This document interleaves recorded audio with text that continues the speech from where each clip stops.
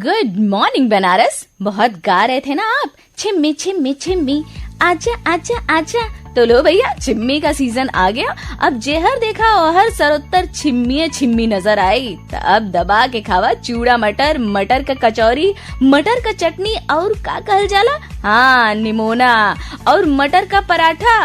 वाह, अरे का भेल जे अभी मटर का भाव बड़ी महंगा हो। अरे तनी एक आध दिन बीते तदा हर दुकाने सगड़ी भर भर के मटर मिली गुरु।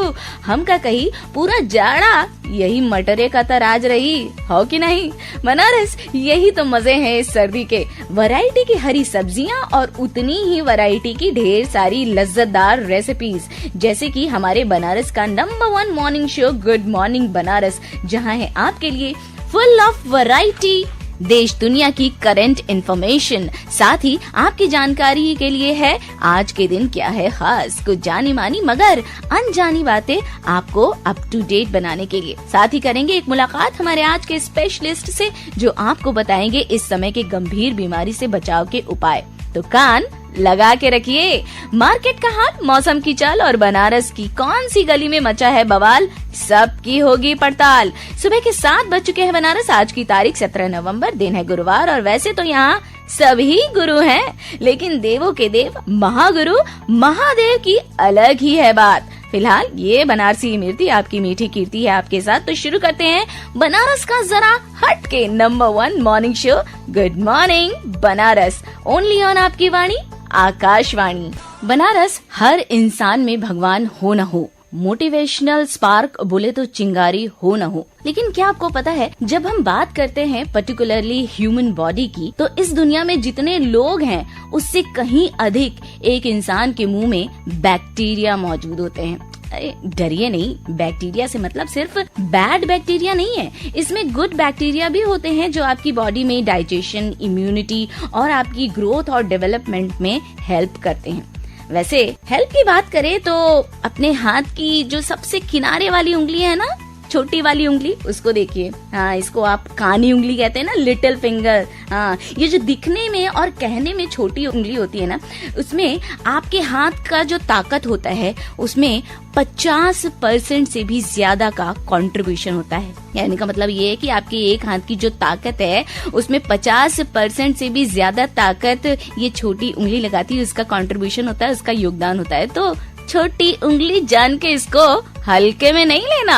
और इस वक्त बढ़ती हुई ठंड में जो सर्दी जुकाम का अटैक हो रहा है ना बनारस, उसे भी आपको हल्के में नहीं लेना है। अब मच्छरों ने तो डेंगू का आतंक पूरे बनारस में फैला रखा है ना, लेकिन इस हल्के फुल्के से कफ एंड कोल्ड की शिकायत भी गंभीर रूप धारण कर सकती है। स्पेशली बात जब नन्हे मुन्ने बच्चों की आती है, तो निमोनिया जैसी घातक बीमारी भी अपना कहर बरपा सकती है। ऐसे में हम अपना और स्पेशली बच्चों का इस ठंड में कैसे ख्याल रख सकते हैं, ये जानने के लिए बनारस हमने बात की बच्चों के स्पेशलिस्ट से।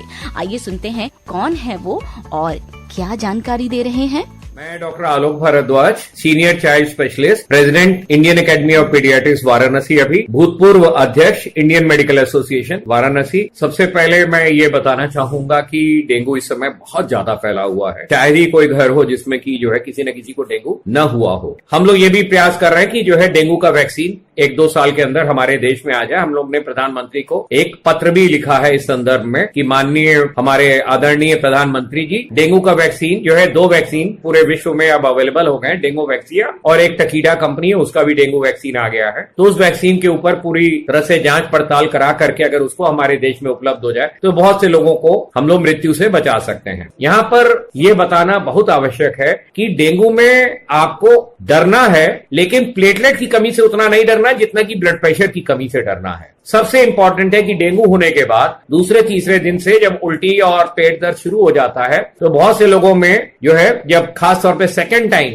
आपको डेंगू होता है तो सीरियस होने की संभावना ज्यादा हो जाती है। ब्लड लीक करने लगता है और ब्लड लीक करके पेट और छाती के अंदर इकट्ठा होने लगता है और हीमोग्लोबिन में राइज होता है। तो आपने 2nd 3rd डे जो रिपोर्ट कराई तो आपका हीमोग्लोबिन आया 11 और आपने 4th 5th डे जांच कराई और आपका रिपोर्ट में जो है हीमोग्लोबिन आ गया 17-16। तो ये चिंता की बात है। तो इस चीज के लिए जो है हम लोग सबको बहुत ज्यादा ध्यान देना है कि हमारा हीमोग्लोबिन और पीसीवी बढ़ता है तो हमको ये देखना होगा कि प्लेट में कहीं पानी तो नहीं इकट्ठा हो रहा है। ऐसी स्थिति में एल्ब्यूमिन चढ़ाना पड़ सकता है। और बीपी गिरने की स्थिति को बोलते हैं डेंगू शॉक सिंड्रोम। तो बीपी गिरता है तो तुरंत आपको किसी न किसी आईसीयू में अपने मरीज को भर्ती कराना होगा, अपने बच्चे को भर्ती कराना होगा। ब्लड प्रेशर की मॉनिटरिंग रोज 12-12 घंटे पे चौथे दिन के बुखार के बाद से आपको रोज करानी है। 5वां, 6वां और 7वां दिन बहुत ही क्रिटिकल होता है डेंगू का। उसमें आपको विशेष ध्यान रखना है कि आपका बच्चा सीरियस न होने पाए। और अगर आप अल्ट्रासाउंड करा करके, हीमोग्लोबिन और पीसीवी करा करके और ब्लड प्रेशर नपवा करके ध्यान रखेंगे तो ज्यादातर चांसेस है कि आपको दिक्कत नहीं आएगी। रैंडम प्लेटलेट न चढ़वा के 10,000 से कम प्लेटलेट काउंट होता है तभी प्लेटलेट चढ़वाना चाहिए, अन्यथा प्लेटलेट चढ़ाने के अपने नुकसान भी हैं। 10,000 से कम अगर प्लेटलेट होता है या अगर किसी को ब्लीडिंग हो रही है नाक से, कान से, 10,000 से ऊपर प्लेटलेट पे भी, तो प्लेटलेट चढ़ाना अनिवार्य है।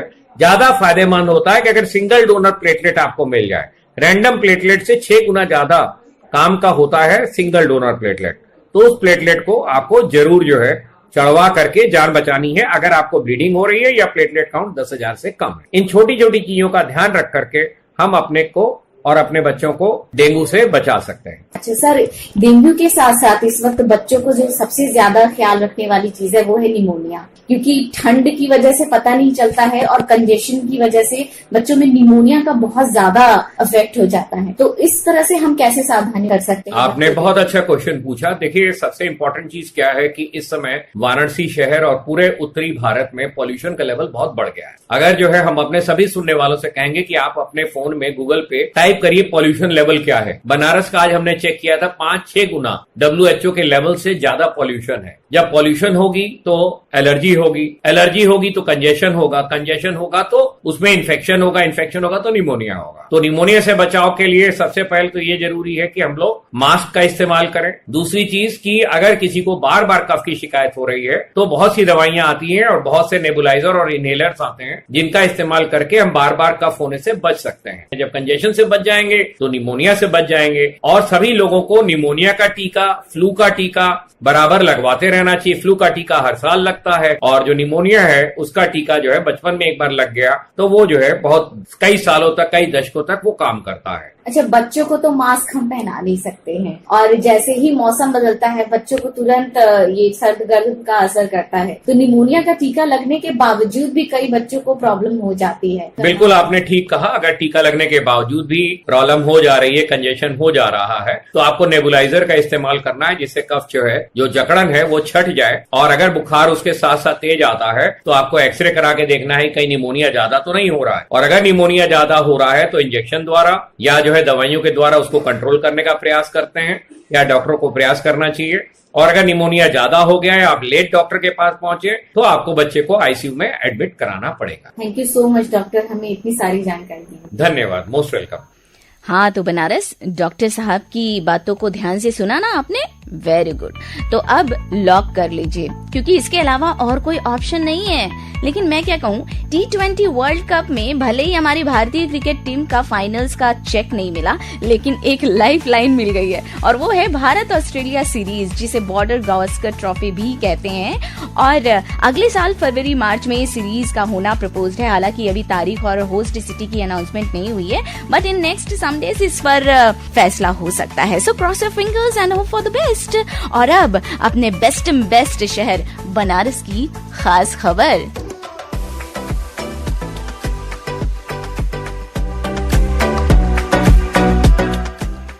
बनारस आज है 17 और बस उसके बाद 18 और फिर 19 नवंबर का दिन होगा बनारस के इतिहास में एक और स्वर्णिम अवसर का दिन, जब काशी तमिल संगमम के उद्घाटन समारोह में मौजूद होंगे हमारे माननीय प्रधानमंत्री श्री नरेंद्र मोदी जी। इस अनूठे आयोजन के तहत एयरपोर्ट से लेकर के BHU तक कड़ी सुरक्षा के इंतजाम तो होंगे ही। इस उद्घाटन के साथ PM मोदी जी के हाथों एक महत्वपूर्ण किताब का विमोचन भी होगा और इसके अलावा लघु फिल्मों के जरिए काशी और तमिल संस्कृति की एक रूपता का भी प्रदर्शन किया जाएगा।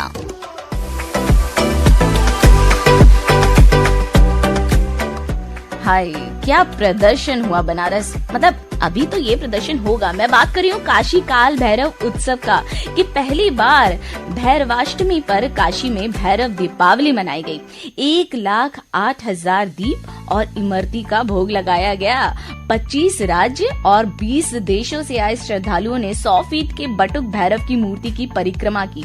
भक्तों के जयकारे और तालियों के बीच आयोजन को पूर्णाहुति दी गई कि इस भैरव उत्सव ने नया विश्व कीर्तिमान रच दिया है जनाब। वाह बनारस, वैसे इतना शायद कम ही था, हाँ जी, कि अपने काशी के कोतवाल के हैप्पी द बर्थडे पर पंचमेवा और फलों से बना 801 किलोग्राम का केक भी काटा गया। अब भैया भगवान भैरव नाथ को प्रसन्न किए बिना भगवान शिव की भक्ति नहीं होती है ना, पता है ना आपको। काशी में रहने के लिए कोतवाल काल भैरव जी से इजाजत लेनी होती है।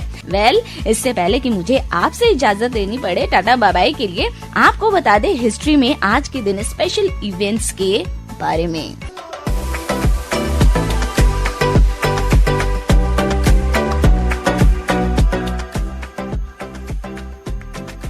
तो बनारस ईयर 1966 में आज ही का दिन बना उस ऐतिहासिक मोमेंट का गवाह जब भारत की रीता फारिया ने मिस वर्ल्ड का खिताब जीता और मिस वर्ल्ड बनने वाली वो पहली एशियाई महिला बनी।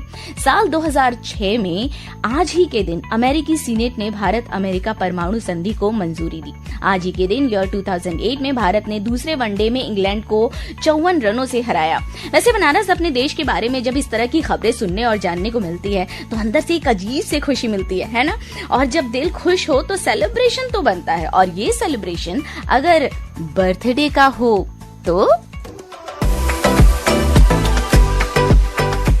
तो बनारस आज के बर्थडे सेलेब्स की बात करें तो साल 1900 में यानी कि 1900 में आज ही के दिन प्रसिद्ध भारतीय राजनीतिज्ञ श्रीमती सरोजिनी नायडू की पुत्री, जिन्होंने अपना सारा जीवन भारत के हितों के लिए समर्पित कर दिया, पद्मना नायडू जी का है जन्म दिवस।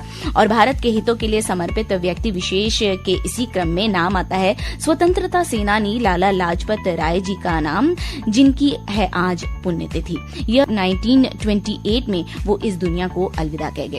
साथ ही भारतीय राजनेता और शिवसेना के संस्थापक बाल ठाकरे की भी आज है पुण्यतिथि। सन 2012 में उनका निधन हुआ था। इसके अलावा 1962 में भारतीय थल सेना के जाबाज सैनिकों में से एक जसवंत सिंह रावत, 2015 में विश्व हिंदू परिषद के अध्यक्ष अशोक सिंघल और 2020 में हिंदी और भोजपुरी फिल्मों के निर्देशक मोहन जी प्रसाद की भी आज ही के दिन है पुण्यतिथि। वो भले ही हमारे बीच नहीं है, पर जहाँ भी रहे हमें उनका आशीर्वाद मिलता रहे। इस ब्रेक के साथ अब आपकी बनारसी मीठी मीठी Kirti is going to wind up the show. Good morning Banaras. अपने फीडबैक हमें सेंड कीजिए pkldair@varanasi@gmail.com पर, और सुनते रहिए आपकी अपनी वाणी आकाशवाणी।